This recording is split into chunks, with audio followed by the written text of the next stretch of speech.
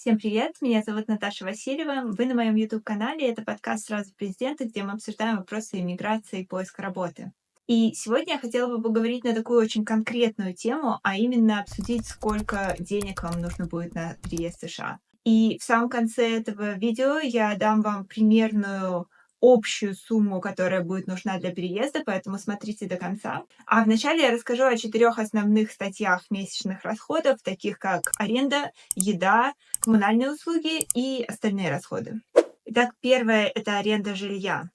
Вы можете знать, что в США все не очень хорошо с общественным транспортом, и поэтому, если вы выбираете отдаленные районы, они могут стоить несколько дешевле, но при этом вы будете однозначно зависимы от машины. Для примера я могу вам рассказать про Сиэтл. Например, однокомнатная квартира в окраинах или пригородах Сиэтла будет стоить от 1500 до $1800 в месяц, но при этом вам необходима будет как минимум одна машина, и расходы на одну машину могут составлять от 300 до $400 в месяц. В это входят такие расходы, как бензин, страховка, парковка машины. Если вы хотите избежать зависимости от машины, ищите жилье в центрах больших городов или в районах, у которых индекс транспортной доступности больше 50. Этот индекс вы можете посмотреть на сайте Zillow. И, кстати, там же вы можете посмотреть примерную стоимость жилья в ваших городах и в ваших районах. Но, например, в Сиэтле, в центре города Сиэтла, аренда однокомнатной квартиры может стоить от $2300 в месяц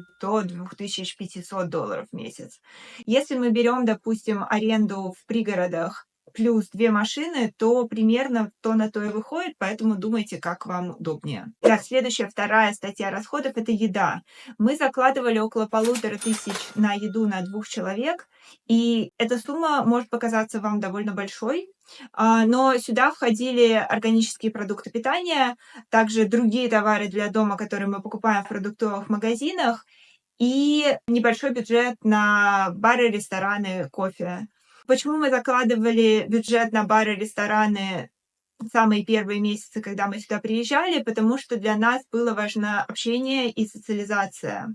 Мне кажется, что когда вы приезжаете на новое место, очень неплохо встречаться и общаться с новыми людьми, которые живут уже на этом месте, потому что помимо просто обычного человеческого общения вы можете получить очень много хороших советов о том, например, как побыстрее подать ваши документы, что вам можно будет на первое время получить какие-то советы хороших врачей, хороших парикмахеров на местности и так далее.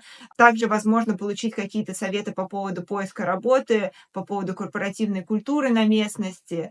В общем, мне кажется, что вот эти вот дополнительные расходы на, возможно, какую-то социализацию, они однозначно окупаются. Но если личное общение вам не важно, есть огромное количество других бесплатных способов получить информацию онлайн, например, YouTube-каналы, Facebook-группы и другие сообщества. И если вы хотите сэкономить на еде, то мне кажется, что около 800 до $1000 в месяц может быть достаточно на еду на семью. Если вы хотите посмотреть примерные цены на продукты питания в США, вы можете зайти на Amazon.com и посмотреть Amazon Fresh. Amazon Fresh — это примерно магазин средней ценовой категории. И так вы можете прикинуть, сколько будет стоить конкретно ваша продуктовая корзина. Если вы хотите сэкономить на еде, обратите внимание на холлсейлеры, то есть магазины, которые продают большими партиями. Самый известный из них — это Costco, либо на магазины более дешевого ценового сегмента, такие как Walmart, например. Но единственное, хотела бы сказать, что в США есть продукты питания очень хорошего качества, но в то же время есть продукты и очень низкого качества. Поэтому я советую использовать такое приложение, которое называется Юка.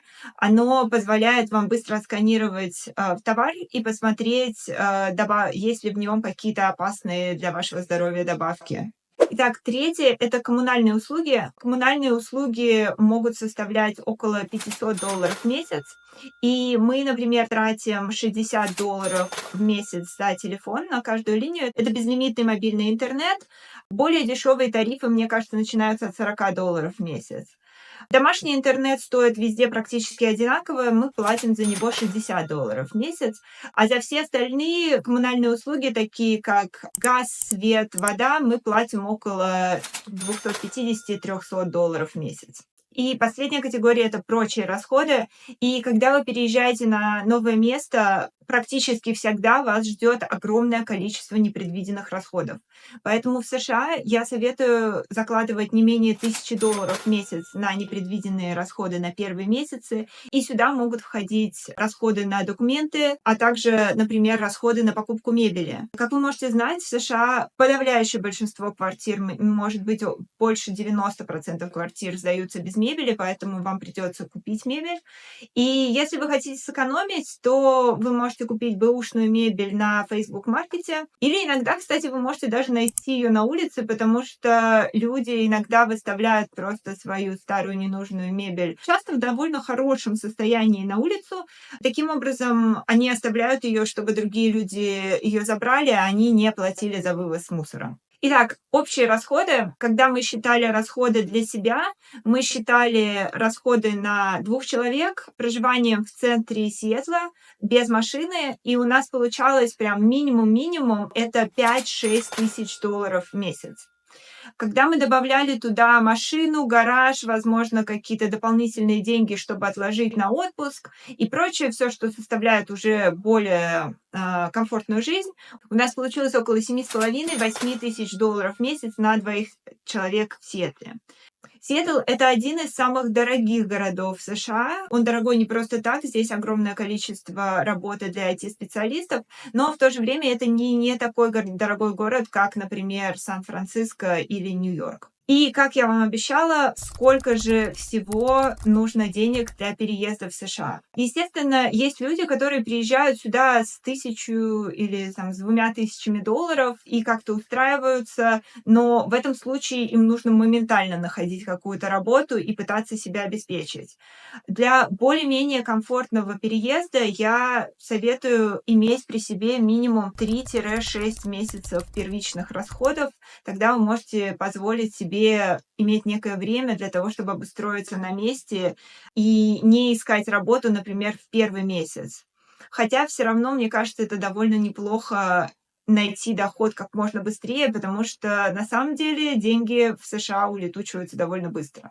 Но если мы исходим из вот этих вот 3-6 месяцев первичных минимальных расходов, то у нас получается, что в Сиэтле на семью вам нужно минимум 15-18 тысяч долларов при себе иметь, а для более комфортной жизни вам желательно иметь где-то 22-30 тысяч долларов. И, как я уже сказала, все равно, даже если у вас есть какая-то минимальная подушка безопасности, желательно как можно быстрее начать искать работу в США, которая будет покрывать ваши расходы. И на моем канале вы можете увидеть огромное количество полезных видео по поводу поиска работы и истории конкретных людей, которые через это все проходили. Итак, надеюсь, что это видео поможет вам спланировать ваш переезд и чувствовать себя увереннее. Если вам понравилось это видео, не забывайте ставить лайки, подписываться на канал и делиться этим видео с другими людьми, которым, по вашему мнению, оно может быть полезно. А также делитесь своими собственными мыслями, историями, расчетами в комментариях. Я с удовольствием с вами пообщаюсь.